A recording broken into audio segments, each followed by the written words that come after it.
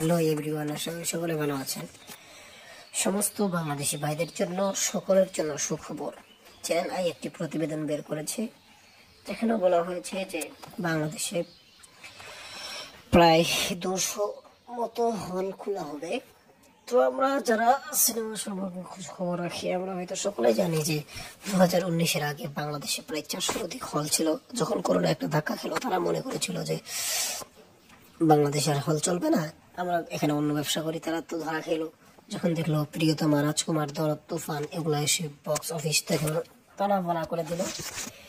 অনেকগুলোই তো গোদাম ঘর একলা ভেঙে চুরমার করে, সেগুলো তো আরো সম্ভব না। আসলে প্রথমত তো 1200 হল ছিল, তাই না?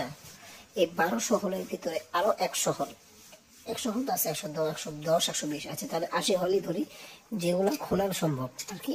সেই 80 বা 70 বা 50 যেটাই হোক, এই হলগুলো খোলা হবে, যেগুলো খোলা সম্ভব আর কি। অনেকগুলো তো ভেঙে ঘোরা করে ফেলেছে। এরকম ভাবে 200 হল খুলবে এবং কোরবানি ঈদে যদি বরবাদ ভালো ব্যবসা করে, তাহলে আরো নতুন নতুন হল খুলবে এবং কোরবানি ঈদে হয় 300 থেকে 400 আবার নতুন, আবার সেই করোনার আগের মতো হয়ে গেলেও হতে পারে। যদি বরবাদ ভালো করে ওয়ার্ক করে, তখন ভালো ভালো সিনেমা হবে, বাংলাদেশ ইন্ডাস্ট্রি আরো এগিয়ে যাবে।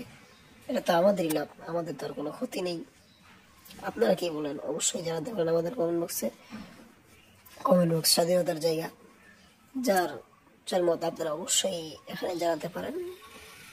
তো যাই হোক আর কি, বরবাদের জন্যই যে সহল খুলছে, সকলের চেষ্টা করে 200 হলে বরবাদ দেওয়ার, এটাই চেষ্টা করবে, তাদের চেষ্টা এটাই।